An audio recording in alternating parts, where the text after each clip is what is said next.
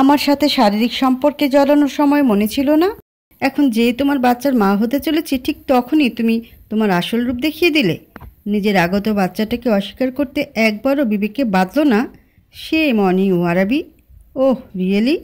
কথাটি বলে আরাবি ধীর পায়ে রাইসার সামনে গিয়ে দাঁড়ালো। তারপর তর্জনী আঙ্গুল দিয়ে রাইসার গাল স্লাইড করতে করতে বলল, এই আফনান আরাবির টেস্ট এত বাজে না যে যার তার সাথে দৈহিক সম্পর্কে আবদ্ধ হবে।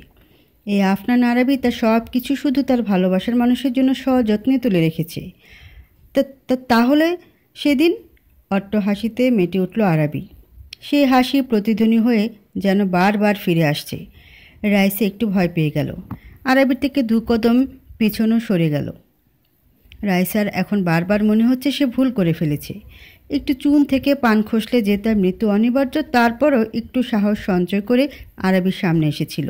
কিন্তু আরাবির এমন হাসিতে বারবার অন্তরাত্মা থেকে একটাই আওয়াজ আসছে, ভুল করেছিস রাইসা, তুই ভুল করেছিস। তার উপর একটা মিথ্যা ভিত্তিহীন রিপোর্ট সাজিয়ে নিয়ে এসেছিস। রাইসার ভাবনার মধ্যে আরাবির হাসি থেমে গেছে। রাইসা যে ভয় পাচ্ছে তা আরাবিকে বুঝতে না দিয়ে একটু সাহস সঞ্চয় করে বলল, আমাকে না মানলে আরাবি, কিন্তু বাচ্চাটাকে তো অস্বীকার করো না। ইউ, কি বললাম কানে যায়নি?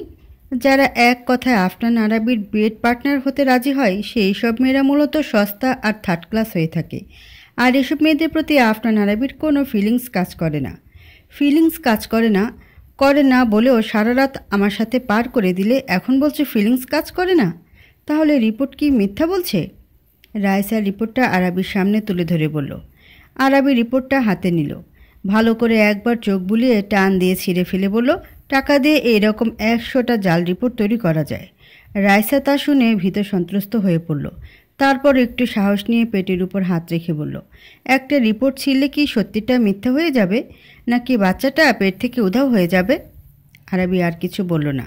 পেন ড্রাইভটা বের করে সেদিনের সিসিটিভির রেকর্ড করা ফুটেজ রাইসার সামনে অন করতেই ঘাবড়ে গেল। রাইসার চোখে মুখে ফুটে উঠেছে এখন মৃত্যুর ভয়। আর সেই সাজানো মিথ্যা রিপোর্টটা ছিল যেন মারার উপর খাড়ার ঘায়ের মতো। আরাবি এবার ভিডিওটা অফ করে রাইসার দিকে ঘুরে তাকাতেই রাইসা কাঁদো কাঁদো মুখ করে বলল, সরি আরাবি, আমার ভুল হয়ে গেছে, আমি অনেক বড় ভুল করে ফেলেছি।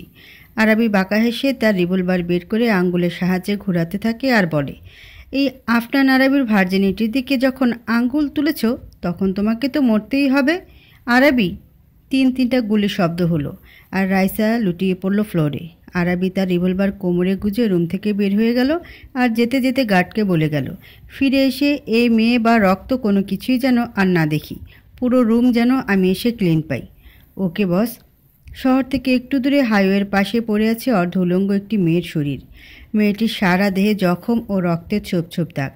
মেয়েটির চোখ নিভু নিভু খোলা, কিন্তু সম্পূর্ণ খুলে দেখার শক্তি হারিয়ে ফেলেছে। শরীর নিথর, ওঠার মতো শক্তিও নেই।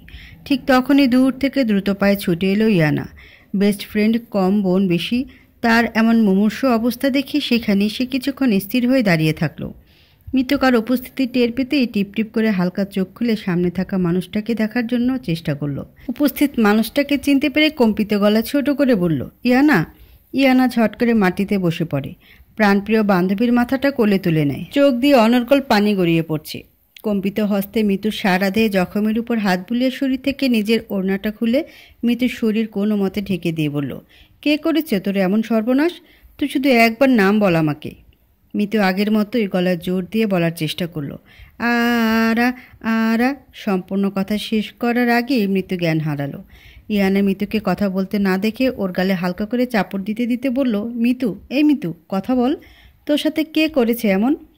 কিন্তু মিতু কথা বলছে না। মিতুর কোনো সারা শব্দ না পেয়ে ইয়ানা ডুকরে কান্না করে ওঠে। তারপর ভাঙা ভাঙা কণ্ঠে বলল, তুই চিন্তা করিস না, তোর কিচ্ছু হবে না, আমি তোর কিছু হতে দিব না, তোকে এক্ষুনি ডক্টরের কাছে নিয়ে যাব। মিতুর আর কোনো নড়াচড়া না দেখে ইয়ানা সেখান থেকে উঠে একটু দূরে গিয়ে কাউকে কল দিয়ে কথা বলছে। পরপর 2টো গুলির শব্দ কর্ণপাত হতে ইয়ানা স্তব্ধ হয়ে গেল। তার শ্বাস আটকে আসছে যেন। ইয়ানা মনে মনে চাইছে সে যা ভাবছে সেটা ভুল হোক, সে ভুল প্রমাণিত হোক। ভয়ে ভয়ে পেছন ফিরে তাকাতে ইয়ানার হাত থেকে ফোনটা ফসকে পড়ে যায়। গুলি কোথা থেকে ছুঁড়েছে সেটার জন্য দৃষ্টি ঘোরাতেই দেখলো হাইওয়ে রাস্তায় বড় এক টরেটো গাড়ি দাঁড়িয়ে আছে। চারিদিকে রাতের আধার ঘনিয়ে হালকা হালকা আলোর রেখা ফুটে উঠলেও দূর থেকে গাড়ির ভিতরে অবস্থানরত মানুষটাকে তা বোঝা যাচ্ছে না। গাড়ির জানালার গ্লাস উঠিয়ে চোখের পলকে সাই সাই করে বের হয়ে গেল কালো রঙের টরেটো গাড়িটা। ইয়ানা গাড়ির পেছনের নাম্বার আর গাড়ি দেখে তার আর বুঝতে বাকি রইল না গাড়ির ভেতরের মানুষটা কে হতে পারে। কিয়ৎক্ষণ সে গাড়ির দিকেই তাকিয়ে থাকলো, তারপর কিছু একটা মনে হতেই দ্রুত মিতুর পড়ে থাকা নিথর দেহের কাছে এগিয়ে গেল। চারিদিকে রক্ত ছড়িয়ে ছিটিয়ে আছে, মিতুর সারা শরীরও রক্তে মাখামাখি। ইয়ানা ধপ করে মাটিতে বসে পড়ে মিতুকে ঝাঁকিয়ে ঝাঁকিয়ে বলছে, মিতু মিতু প্লিজ কথা বল বোন আমার, কথা বল না। চোখ মেলে তাকা, দেখ আমাকে, একটু দেখ না। নিজের সর্বশক্তি দিয়ে চিৎকার করে কথাটি বলল ইয়ানা, কিন্তু এতেও মিতু যেন তার কথা শুনছে না। ইয়ানা তার চোখ মুছে বলল, আজকে তোর এই অবস্থার জন্য যে বা যারা দায়ী তাদের কাউকে আমি ছাড়ব না। গেট রেডি মিস্টার আফটার আরাবি, you will have to face me very soon. কয়েক ঘন্টা ধরে থানায় বসে আছে ইয়ানা। মৃত্যুর লাশ পুলিশ ভোরবেলায় নিয়ে এসেছে। ইয়ানা আফটার আরাবির নামে ধর্ষণ ও খুনের মামলা দিতে চাইলেও পুলিশ ফরেন্সিক রিপোর্ট ছাড়া এ মামলা নিতে নাকচ করে দেয়। ইমার্জেন্সিভাবে ফরেন্সিক রিপোর্ট বের করে জানা যায় মৃত্যুর শরীরে 3 থেকে 4 জনের সিমেন্ট পাওয়া যায়। পুলিশ অফিসার কুটিল হাসি দিয়ে সেই রিপোর্ট ইয়ানার দিকে বাড়িয়ে দিয়ে বলে, তোমার ফ্রেন্ড একটা নষ্টা মেয়ে ছিল, একাধিক ছেলের সাথে রাত কাটানো তার স্বভাব, আর তুমি এখন নামকরা ব্যক্তির নামে ধর্ষণ ও মার্ডারের কেস করতে চাইছো শুধুমাত্র তার রেপুটেশন খারাপ করার জন্য। পুলিশ অফিসারের কথা শুনে ইয়ানার রাগে শরীর রেডি করে উঠল। তেতে গিয়ে বলল, ফার্দার আমার বেস্ট ফ্রেন্ডের নামে আর একটা বাজে কথা বললে এর পরিণাম ভয়াবহ হবে। আমি বলছি তো এই ধর্ষণ ও হত্যাকাণ্ডের পেছনে আফটার আরাবি ওর তার ফ্রেন্ডের হাত আছে। কি প্রমাণ আছে তোমার কাছে? আমি নিজের চোখে দেখেছি। কি দেখেছ? রেপ করতে? না, কিন্তু মিতু মারা যাবার আগে আরা বলেছে, মানে আরাবি সম্পূর্ণ নাম বলার আগে জ্ঞান হারিয়েছে, আর তারপর তো ওই আরাবি সেখানে পরপর গুলি করে মেরে ফেললো আমার বান্ধবীর মতো বোনটাকে। আরাবি যে গুলি করেছে তুমি তার নিজ চোখে দেখেছ? গাড়িটা যেহেতু আরাবির ছিল তাহলে খুনটা অবশ্যই ও করেছে। মিস, আপনার ফ্রেন্ডের শরীরে একাধিক মানুষের সিমেন্ট পাওয়া গেছে, এতে বুঝুন আপনার ফ্রেন্ডের চরিত্র দোষ ছিল। আর আপনি সে মানুষকে কেন ফাঁসাচ্ছেন? অন্য একটি পুলিশ ইয়ানার উদ্দেশ্যে কথাগুলো বলল। কারণ আরাবি নিজে মিতুকে গতকালকে টেস্ট করে দেখা করতে বলেছে। ইভেন আরাবি মিতুর সাথে একটা রিলেশনশিপে ছিল। আর সবাই জানে মিস্টার আফটান আরাবির চরিত্র সম্পর্কেও তার ফ্রেন্ডের চরিত্র সম্পর্কে। তোমার কাছে কোনো প্রুফ আছে? জি অবশ্যই। ইয়ানা মিতুর পাশে ওর পার্স ব্যাগ পেয়েছিল, সেখানে মিতুর সেলফোনটাও ছিল। সেখান থেকে হোয়াটসঅ্যাপে ঢুকে মিতু আরাবির কনভারসেশন সহ আরও কিছু ডকুমেন্টস পুলিশকে দেখালো। পুলিশ ইয়ানা থেকে মিতুর ফোন রেখে দিয়ে বলল, তুমি এখন আসতে পারো। বিকালে এসে লাশ আর ফোন দুটোই নিয়ে যাও, আর এতক্ষণ আমরা সব কিছু যাচাই বাছাই করে দেখব। কিন্তু বিকালে এসে না হয় তুমি আফটার আরাবির নামে মামলা করো। ইয়ানা আর কিছু না বলে থানা থেকে বের হয়ে আসলো। ইয়ানা বের হতেই পুলিশ অফিসার শয়তানি এক হাসি দিয়ে পকেট থেকে তার ফোন বের করে কাঙ্ক্ষিত নাম্বারে ডায়াল করলো। কিছুক্ষণ রিং হতেই, হ্যালো স্যার, একটা মেয়ে এসেছিল আপনার নামে থানায় রেপ ও মার্ডার কেস করার জন্য। হুইসি? ইয়ানা ইবনাথ। তুমি কি বলেছ? আমি তাকে বিকালে আসতে বলছি। ইভেন ভিকটিমের সাথে যে আপনার সম্পর্ক আছে, আর কালকে আপনি তাকে দেখা করতে বলেছেন, ও আরও কিছু তথ্য সংগ্রহ করা আছে। এতে আপনি একটু হলেও ফাঁসবেন, সাথে আপনার ফ্রেন্ডরাও। অপর পাশ থেকে শুধু অট্টহাসির শব্দ শোনা যাচ্ছে। পুলিশ অফিসার থতমত খেয়ে গেল। সে তো হাসির মতো কিছু বলেনি, তাহলে হাসছে কেন? নিজের ভাবনাকে সাইডে রেখে বলল, স্যার আমি তোমাকে যা বলছি তাই করো। Okay sir. বুঝতে পেরেছ কি করতে হবে তোমাকে? Yes sir. স্যার বলছিলাম কি, তোমার অ্যাকাউন্টে সময় মতো চলে যাবে। ওকে। টুট টুট করে লাইনটা কেটে গেল। যা, ফোন কেটে দিল, তাতে আমার কি? আমার তো যেটা দরকার সেটা তো আমি পেয়ে গেছি বলে চোখে মুখে ফুটে উঠল শয়তানি হাসি। ইয়ানা বাড়িতে প্রবেশ করতে ইনান দৌড়ে এসে বলল, আপু কই ছিলিস তুই সারা রাত? আর মিতু আপু কোথায়, তার খোঁজ পেয়েছিস? মিতুর কথা শুনতে ইয়ানা তার ছোট ভাই ইনানকে জড়িয়ে ধরে ডুকরে কান্না করে বলে, মিতু আর নেই রে ইনান, ওরা মিতুকে মেরে ফেলেছে আমার চোখের সামনে, আমি কিচ্ছু করতে পারিনি। মিতুর মৃত্যুর খবর শুনে ইনানের চোখেও পানি। মিতুকেও তার ইয়ানা আপুর মতো ভালোবাসত, আর ইয়ানার অবর্তমানে এই ছোট্ট ইনানের খেয়াল তো মিতুই রাখত। ইয়ানা কান্না মিশ্রিত কণ্ঠে বলল, আমার সাথে কেন এমন হয় আল্লাহ? আমি কেন শুধু আমার ভালোবাসার মানুষগুলোকে হারাই? প্রথমে বাবা মাকে, আর এখন মিতু, যে কিনা আমার বোনের মতো ছিল। ইয়ানা ইনানকে ছেড়ে সিঁড়ি ভেঙে উপরে নিজের রুমে চলে গেল। ইনান সেখানেই বসে পড়ল। রুমে ঢুকতেই ইয়ানার নজরে পড়ল তার সাথে মিতুর হাস্যোজ্জ্বল একটা ছবি। ইয়ানা সেই ছবিটাকে হাতে তুলে নিল। পলকহীন সেই ছবির দিকে কিছুক্ষণ তাকিয়ে থেকে বিড়বিড় করে বলল, আমি আমার বাবা মায়ের খুনিদের শাস্তি দিতে না পারলেও তোর খুনিকে আমি শাস্তি দিয়েই ছাড়ব মিতু, এটা আমার ওয়াদা। বিকাল গড়িয়ে সন্ধ্যা। বেশ কিছুক্ষণ ধরে থানায় এসে বসে আছি ইয়ানা। পুলিশ অফিসারের কোনো খোঁজ খবর নাই। সেখান থেকে এক কনস্টেবল বলল, একটু বসেন, স্যার আসছে।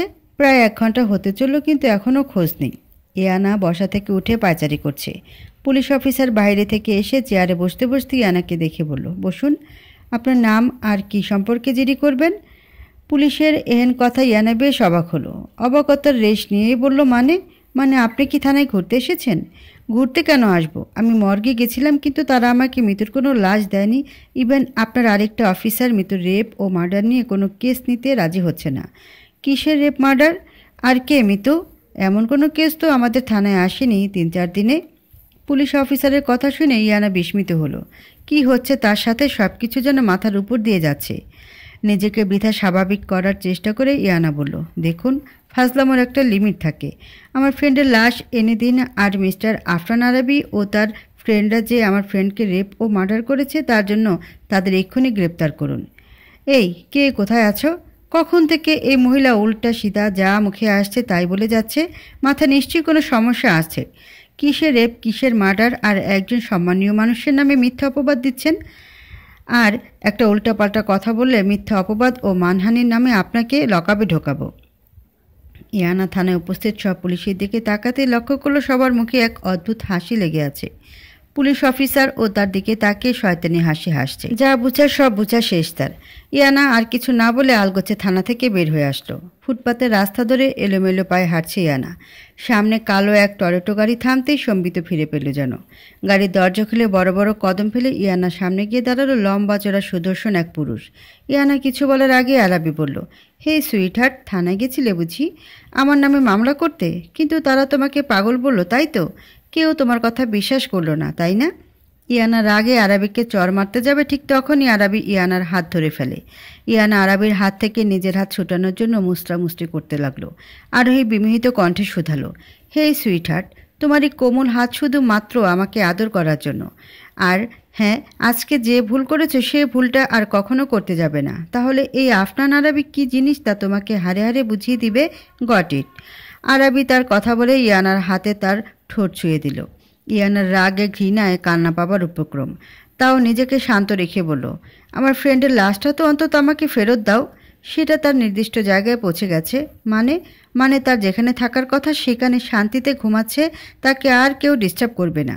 ইয়ানা ক্রোধিত কণ্ঠে আরাবির উদ্দেশ্যে বলল, আমি তোমাকে দেখে নিব মিস্টার আফরান আরাবি। খেলাটা তুমি শুরু করেছ আর এর শেষটা আমি করব, তাও সেটা তোমার মৃত্যু দিয়ে। আরাবি ইয়ানার খুব নিকটে চলে আসলো। তারপর চোখে চোখ রেখে নেশালো কণ্ঠে বলল, সুইটহার্ট, আমি তো চাই তুমি শুধু আমাকে দেখো। কখন, কোথায়, কিভাবে দেখতে চাও শুধু আমাকে বলবে, আমি সেখানেই হাজির থাকব। আর রইল মৃত্যু, তোমার হাতে একবার কেন, আমি তো বারবার মরতে রাজি সুইটহার্ট। কথাটা বলে ইয়ানার দিকে তাকিয়ে চোখ টিপ মারল আরাবি। ইয়ানা কটমট দৃষ্টি নিক্ষেপ করে নিজের থেকে আরাবিকে ধাক্কা দিয়ে 2 কদম সামনে গিয়ে রিকশা চড়ে বসলো। পেছন থেকে আরাবি জোরে চিৎকার করে বলল, সুইটহার্ট, তোমার এই অগ্নিঝরা দৃষ্টি, রাগ, জেদ, তেজ যা আমাকে তোমার আরও কাছে টানে। বি কেয়ারফুল বেজ। কফি শপের কর্নার টেবিলে বসে আছে মিতু আর ইয়ানা। ইয়ানার মুখে স্পষ্ট বিরক্তির ছাপ। মিতু তাকে প্রায় জোর করে এখানে নিয়ে এসেছে, কিন্তু কেন নিয়ে এসেছে তা এখনও বলেনি। মিতু বারবার দরজার দিকে তাকাচ্ছে। ইয়ানা এবার বিরক্তিকর মুখায়াব নিয়ে থমথমে গলায় মিতুর দিকে প্রশ্ন ছুড়ে দিল, বারবার দরজার দিকে দেখছিস কেন? কার জন্য অপেক্ষা করছিস তুই? মিতু আরও একবার দরজার দিকে নজর রাখতে রাখতে বলল, আর একটু ইয়ার, এক্ষুনি চলে আসবে, তারপর না হয় তোর সব প্রশ্নের উত্তর দিচ্ছি আমি।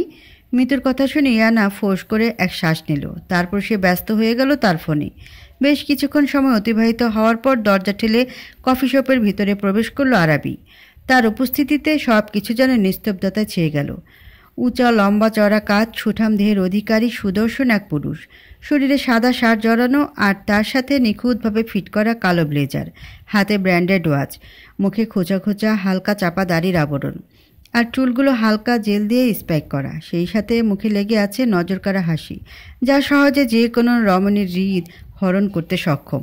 আরাবি ভিতরে প্রবেশ করে আশেপাশে চোখ বুলাতেই মিতু বসা থেকে উঠে দাঁড়িয়ে হাত নাড়িয়ে আরাবিকে হাই দিল।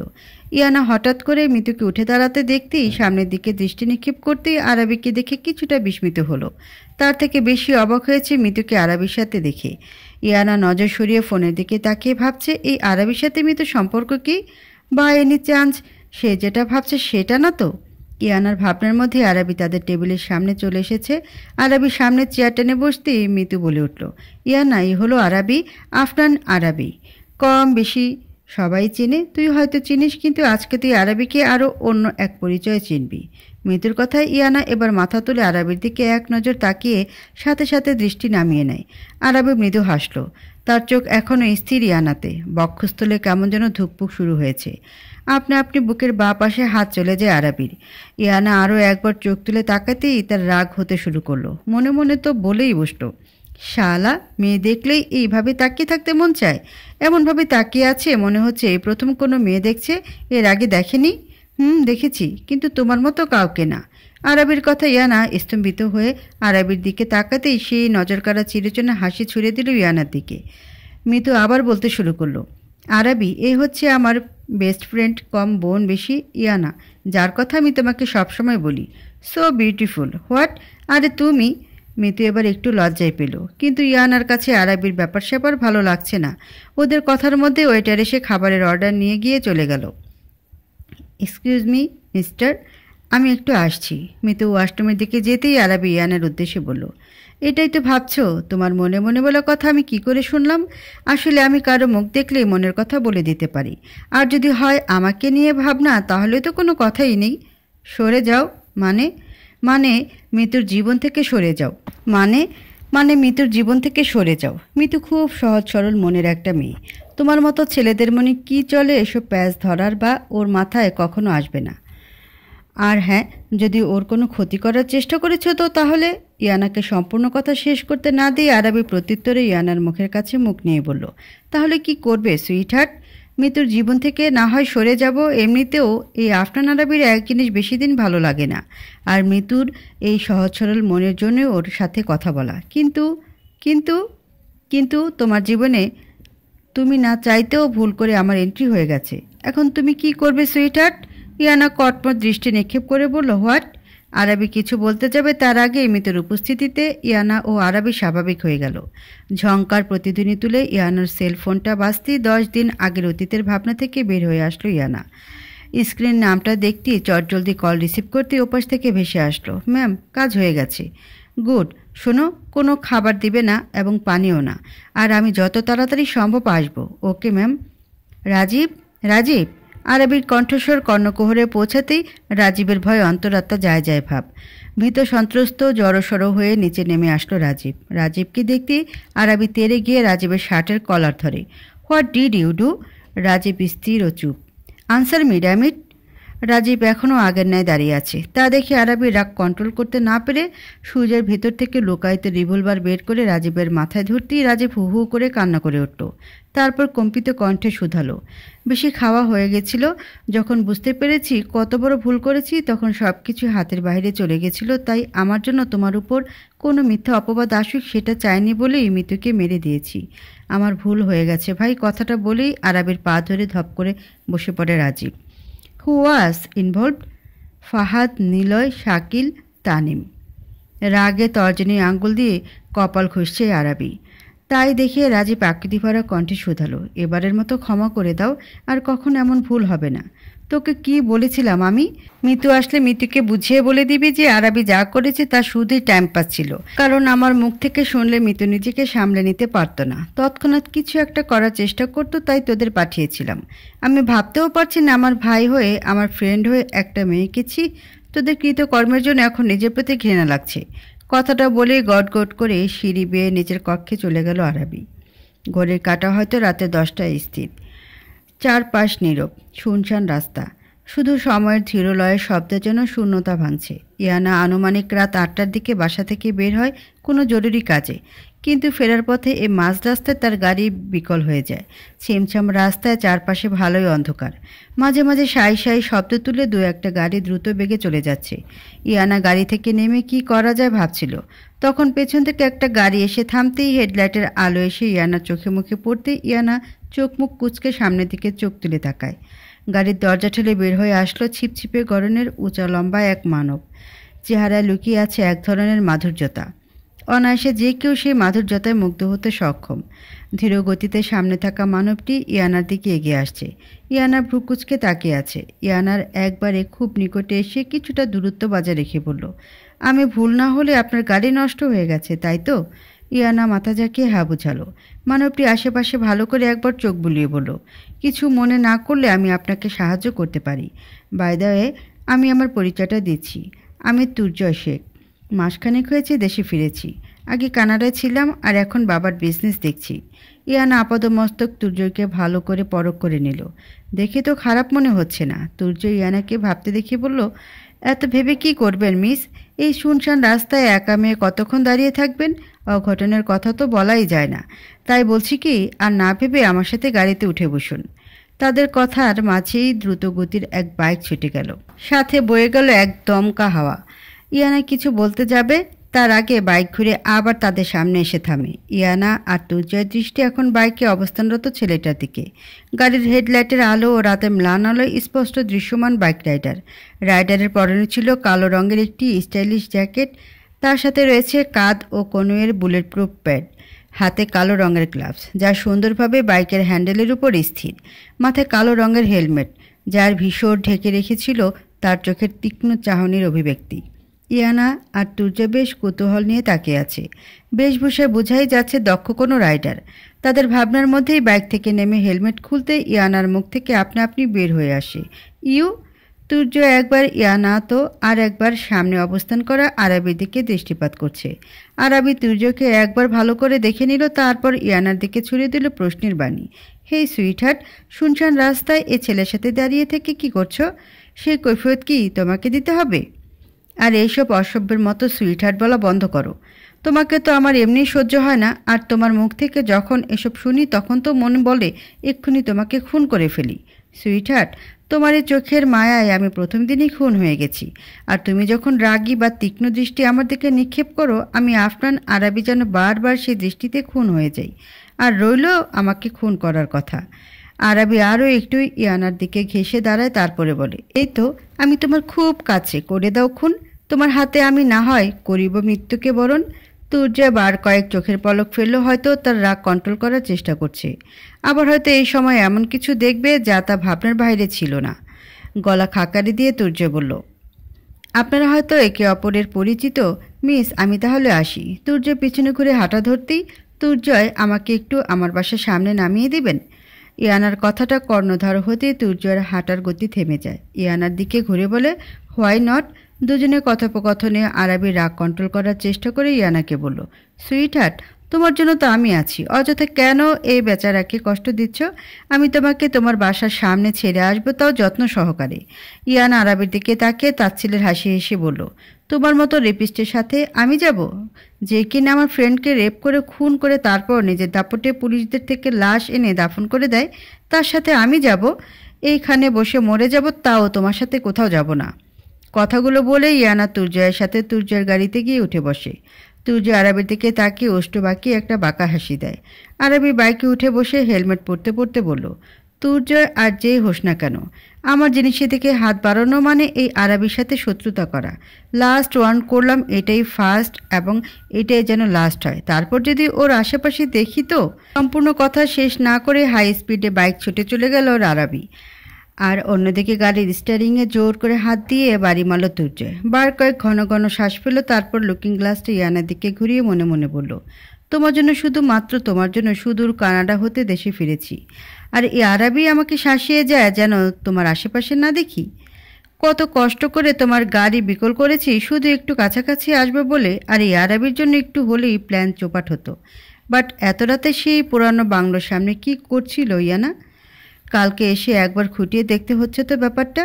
কি হলো, গাড়ি স্টার্ট দিচ্ছেন না কেন? না, ভাবছিলাম তুমি ওই ছেলেকে কী সব যেন বলছিলে, রেপ, খুন? ইয়ানা একটা দীর্ঘশ্বাস ফেলল।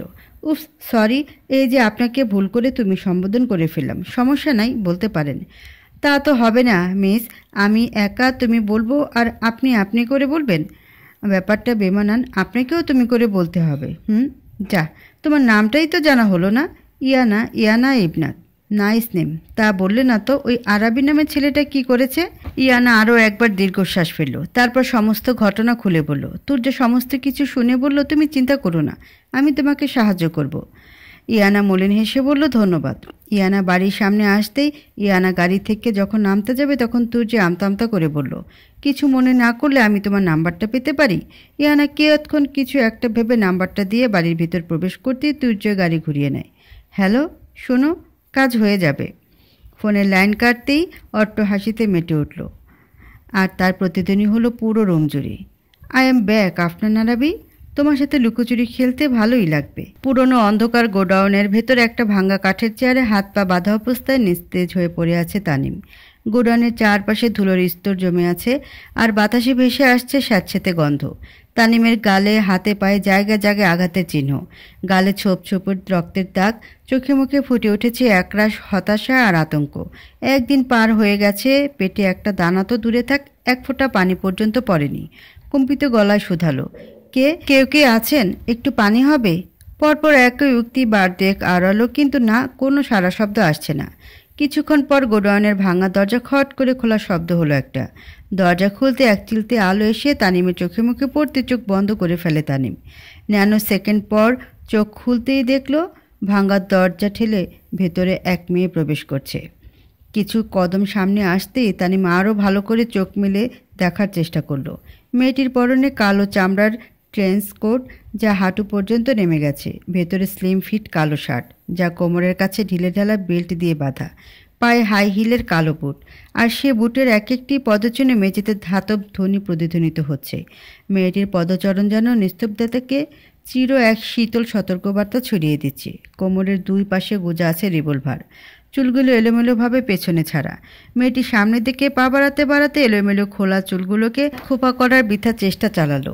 ঠোঁটে তার গাঢ় লাল লিপস্টিক, আর সাথে বাজ পাখির মতো তীক্ষ্ণ চাহনি, সব কিছু মিলিয়ে মেয়েটিকে দেখে যেমন রহস্যময় লাগছে, ঠিক তেমনি আতঙ্ক লাগছে। তানিম 2-3 বার চোখ বন্ধ করে আবার খুলল। তানিমের কেন জানি বারবার মনে হচ্ছে সামনে তার যমদূত উপস্থিত, বুঝি তার প্রাণ নিয়ে চলে যাবে। মেয়েটি তানিমের সামনে গিয়ে পাশ থেকে একটা চেয়ার টান দিয়ে পায়ের উপর পা তুলে বসলো, যা দেখে তানিম একটু নড়ে চড়ে বসার চেষ্টা করলো, কিন্তু এত শক্ত করে বেঁধে রেখেছে যে একটু নড়ার কায়দাও নেই। রাজ। জি ম্যাম। তোমাদের রেখেছি কিসের জন্য? কিছু কি ভুল হয়েছে ম্যাম? কথাটি অনেক ভয়ে ভয়ে বলল রাজ। রাজের প্রতি উত্তরে মেয়েটি বলল, অবশ্যই অনেক বড় ভুল করেছ। এই যে বেচারা কতক্ষণ ধরে পানির পিপাসায় কাতরাচ্ছে, পানি চাচ্ছে, কিন্তু তোমরা কেউ তাকে পানি দিচ্ছ না। এটা কি ভুল হয়নি তোমাদের? কিন্তু ম্যাম, কিন্তু আপনি তো বলেছিলেন খাবার তো দূরে থাক, পানিও যেন না দেই। ও আচ্ছা, তাহলে আমি এখন বলছি পানি দাও। হাজার হোক মৃত পথযাত্রীর ইচ্ছা অপূর্ণ রাখতে নেই। তানিম এতক্ষণ ওদের কথোপকথন শুনলেও শেষ কথা শুনে প্রত্যুত্তরে বলল, মানে? মেয়েটি চেয়ার থেকে উঠে তানিমের কাছে গিয়ে শক্ত করে 2 গাল চেপে ধরে রাগে হিসিয়ে বলল, শুনতে পাসনি? তোর মৃত্যু তোকে এখানে নিয়ে এসেছে, কিন্তু আমার অপরাধ? পুরানো ভাঙ্গা গোডাউন কাপে অট্ট হাসিতে ফেটে উঠল।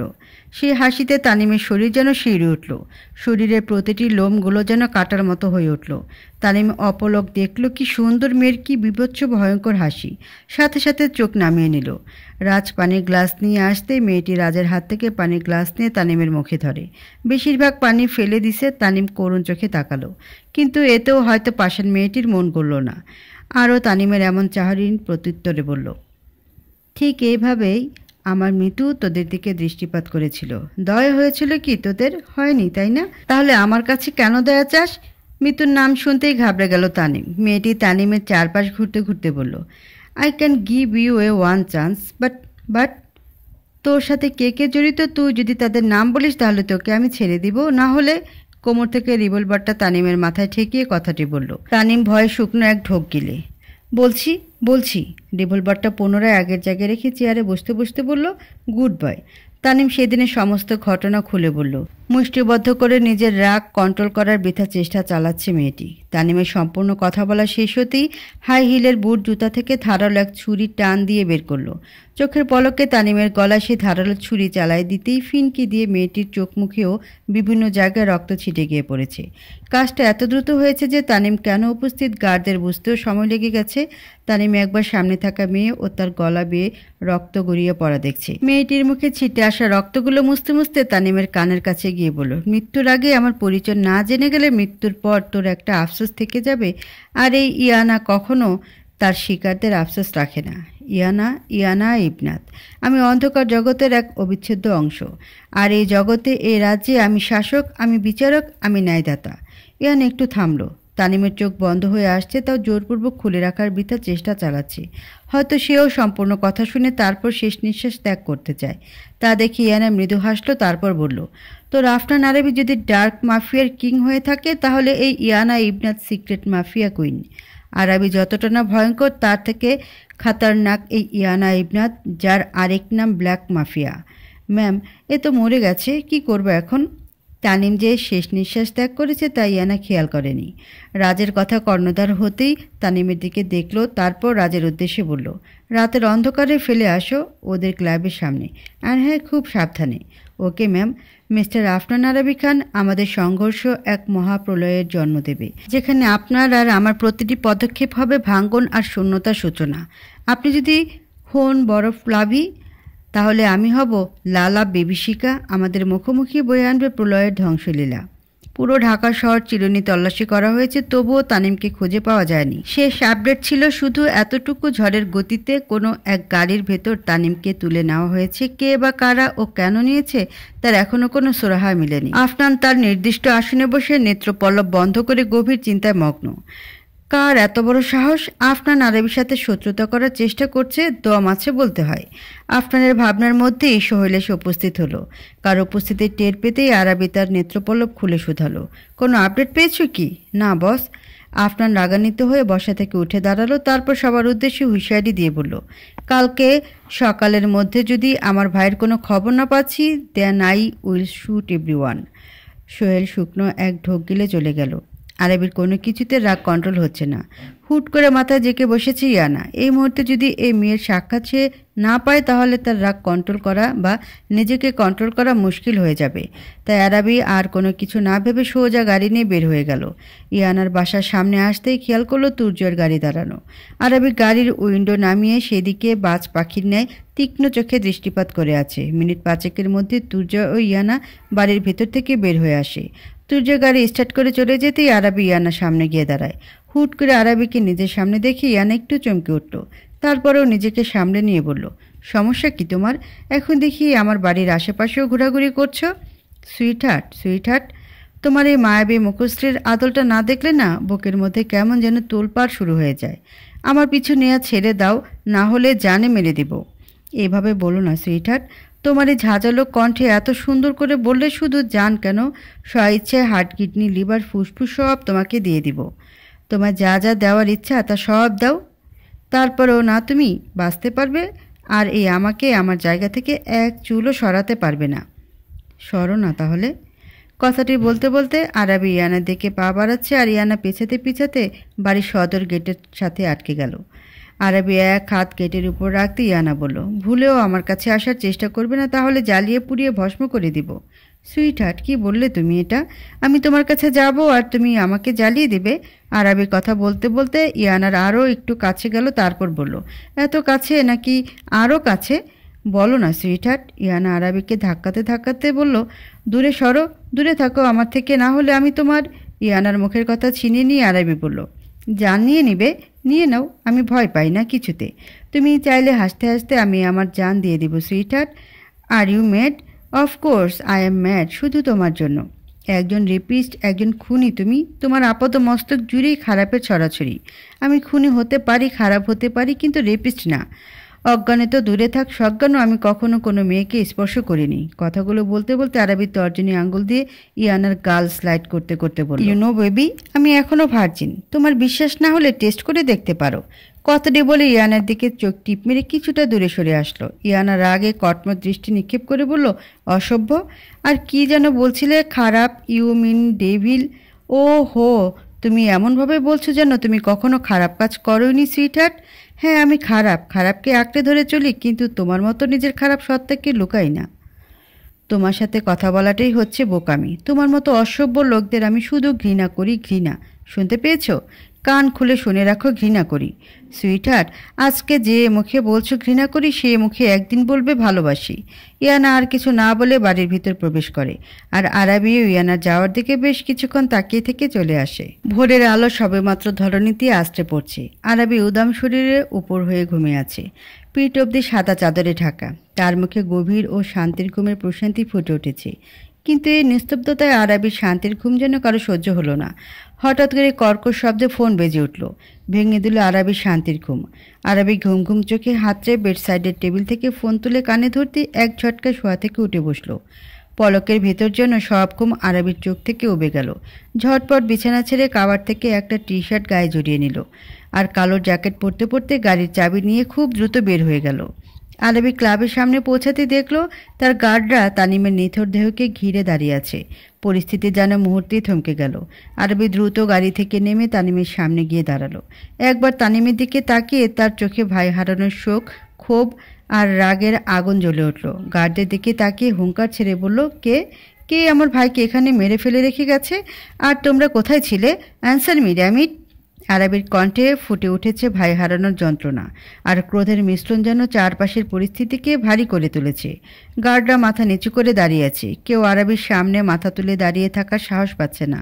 আরবি আবার হুঙ্কার ছেড়ে বলল, speak up, no one will be silent, otherwise I will shoot everyone. একজন ভয়ে ভয়ে মুখ খুলল, বস, আমরা দুজন আজকে ক্লাবেই ছিলাম। হুট করে একটা গাড়ি থামার শব্দ শুনলাম, আর তারপরে কিছু একটা ছুঁড়ে ফেলার শব্দ শুনতেই আমি আর সোহেল বাইরে বের হয়ে আসি। তৎক্ষণাৎ গাড়ি এখান থেকে চলে যায়। কী ফেলে রেখে গেছে সেটা দেখতে এসে দেখলাম আপনার ভাই তানিমকে কে বা কারা যেন মেরে ফেলে গেছে, আর সাথে সাথেই আপনি সহ বাকি গার্ডদের খবর দেওয়া হয়। নীলের কথা শেষ হতে সোহেল আরবির হাতে একটা চিরকুট ধরাই দিল। আরবি প্রশ্নবিদ্ধ চাহনি দিতেই সোহেল তা দেখে বলল, বস, আমরা এখনো খুলে দেখিনি, এর ভিতর কি আছে তা কেউ জানি না, আপনার জন্য রেখে দিছি। আরবি চিরকুট খুলতেই গোটা গোটা অক্ষরে লেখাগুলো ভেসে উঠল। কি অবাক হচ্ছ? তোমার এলাকায় তোমার মতো ডার্ক মাফিয়ার ডেরায় থেকে তোমার নাকের ডগায় বসে তোমার ভাইকে খুন করে দিলাম, আর তুমি বুঝতেও পারলে না? হা হা হা, সবই তো শুরু মিস্টার আফনান আরবি। তোমার নাকের ডগায় বসে আরও অনেক খেল দেখানো বাকি আছে। বিএম। আরবি ভাবছে বিএম এর মানে কি, আর কার এত বড় দুঃসাহস যে তার ভাইকে খুন করে আবার তাকে চ্যালেঞ্জ করছে? দম আছে বলতে হয়। আরবি বিড়বিড় করে বলল, খেলা যখন তুমি শুরু করে দিয়েছ, তাহলে আমিও দেখব এর শেষ কোথায়। Just wait and watch. মৃত্যু মারা যাওয়ার আজকে 3 দিন। ইয়ানা বাড়িতে ছোটোখাটো এক মিলাদের আয়োজন করেছে। বড় বড় আলেম ও কিছু এতিম বাচ্চাদের সাহায্যে কোরআন খতম দেওয়ার ব্যবস্থা করেছে। ইনান বোনের হাতে হাতে কাজ করে দিচ্ছে। মৃত্যুর মৃত্যুতে যেমন ইয়ানার কষ্ট হচ্ছে, ঠিক তেমনি ইনানেরও কষ্ট হচ্ছে। ইনায়া বেশিরভাগ সময় বাইরে থাকে কাজের জন্য। ইনায়ের অবর্তমানে ইনানের দেখাশোনা সব করত মিতু। ইনায়ের প্রতি যেমন টান ভালোবাসা ইনানের, তেমনটাই ছিল মিতুর উপর। ইনান তখন সবে ক্লাস 7-এ কি বা 8-এ উঠেছে। ঠিক তখন মিতু তাদের বাড়ি আসে।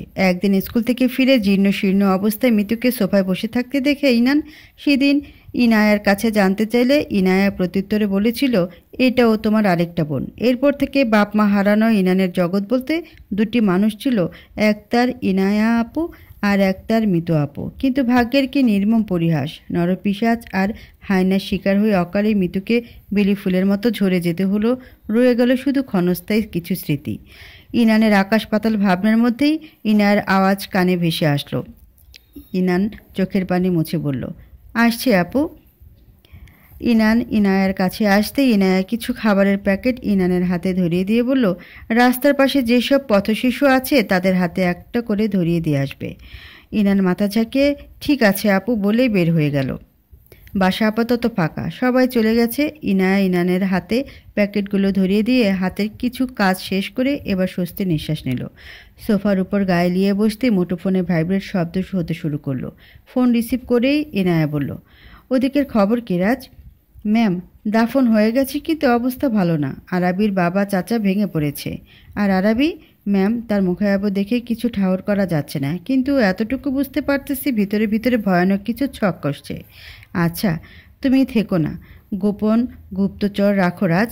তুমি আমার সব, তোমাকে সাবধান থাকতে হবে আরাবি থেকে। ম্যাম, আপনি আমাকে নিয়ে কোনো চিন্তা করবেন না। ঠিক আছে, তারপরও সাবধানে থেকো।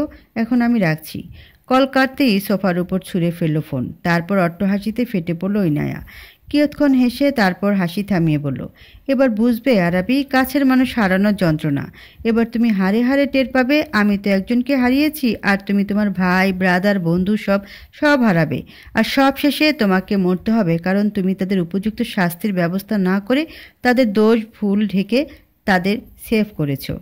কিছুক্ষণ আগে খানবাড়ির কনিষ্ঠ পুত্র তানিমকে দাফন করে আসলো। বাড়ির পরিবেশ এখন থমথমে। আরাবি তার নির্দিষ্ট আসনে বসে চোখ বন্ধ করে তর্জনী আঙ্গুল দিয়ে বারবার কপাল স্ল্যাট করছে।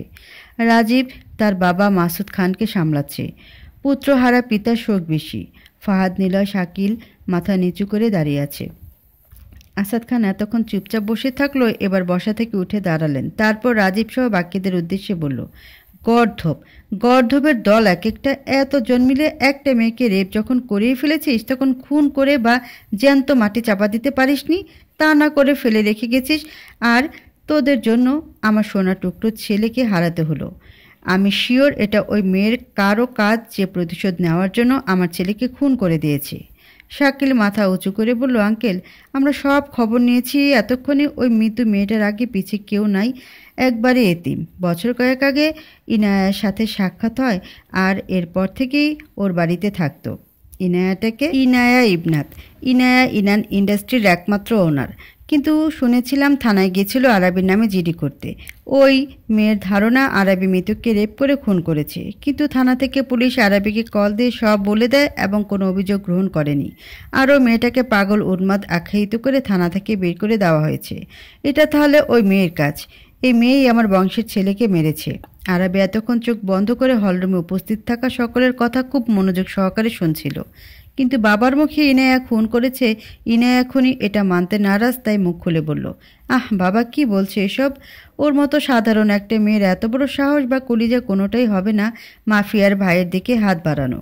শহরের সবাই, যেখানে মাফিয়া আবনান আরাবির নাম শুনলে ভালো খারাপ সবাই ভয়ে কাঁপে, আর সেখানে একটা মেয়ে হয়ে এটা অসম্ভব। সব কিছু এত সহজভাবে নিও না আরাবি। তুমি যাকে সাধারণ মনে করছো, হয়তো সে একদিন তোমার আর তোমার তিলে তিলে গড়া মাফিয়া রাজ্যের ধ্বংসের কারণ হতে পারে। তোমার ছেলে ধ্বংস হয়ে গেছে বাবা। সেই মেয়ের চোখে তোমার ছেলে তার ধ্বংস ছাড়া আর কিছু দেখছে না। যে করে হোক, যেভাবে হোক, হয়তো আপোষে না হয় ছিনিয়ে সব কিছুর ঊর্ধ্বে আমার ওই মেয়েকে চাই মানে চাই। কথাগুলো বলে প্রস্থান করলো আরাবি। আসাদ খান বুঝতে পারল তার পাষাণ হৃদয় অধিকারী ছেলে এত বছরে কোনো মেয়ের জন্য এমন বাবার মুখে তর্ক করেনি, আর সেই ছেলে আজকে 10 কথা শোনাই দিতে একবারও ভাবল না। সেই মেয়ের জন্য আর কি সব বলে গেল। এই মেয়েকে এমনি সুবিধার লাগছে না, আর আমি যা ভাবছি তা যদি সত্যি হয় তাহলে তো না। আর কিছু ভাবতে পারছে না আসাদ খান। আরাবি যে তার কাছে কি একমাত্র সেই জানে, আর এই ছেলের এক চুল পরিমাণ ক্ষতি সেটা নিজ চোখে দেখার ক্ষমতা তার নেই। ফাহাদ, নিলয়, শাকিল, ওই মেয়ে সব আপডেট চাই। যেভাবেই হোক কোনো কিছু যেন বাদ না পড়ে। খোলা আকাশের নিচে গাড়ির উপর শুয়ে আছে আরাবি। মাথার উপর ইয়া বিশাল আকাশ, আর তার বুকে জ্বলজ্বল করছে অসংখ্য তারা, আর তার মধ্যে মস্ত এক থালার মতো চাঁদ, যার আলো আলোকিত করে রেখেছে আধা রজনী। চোখ বন্ধ করে কপালের উপর হাত ঠেকিয়ে রেখেছে আরাবি। চোখ বন্ধ অবস্থায় ভেসে উঠল ইনায়ের মায়াবী মুখশ্রী। আরাবি ঝট করে নেত্রপল্লব মিলে ধরল, তারপর মনে মনে আওড়ালো, সুইটহার্ট, কি আছে তোমার মধ্যে যে আমাকে বারে বারে চুম্বকের মতো আকর্ষণ করে? তুমি প্রথম সে নারী যাকে দেখলে আমি আউট অফ কন্ট্রোল হয়ে যাই। বারবার ছুঁয়ে দিতে ইচ্ছে হয় তোমায়। হারিয়ে যেতে ইচ্ছে করে তোমার ওই গোলাপি রাঙা ওষ্ঠের গভীর অতলে।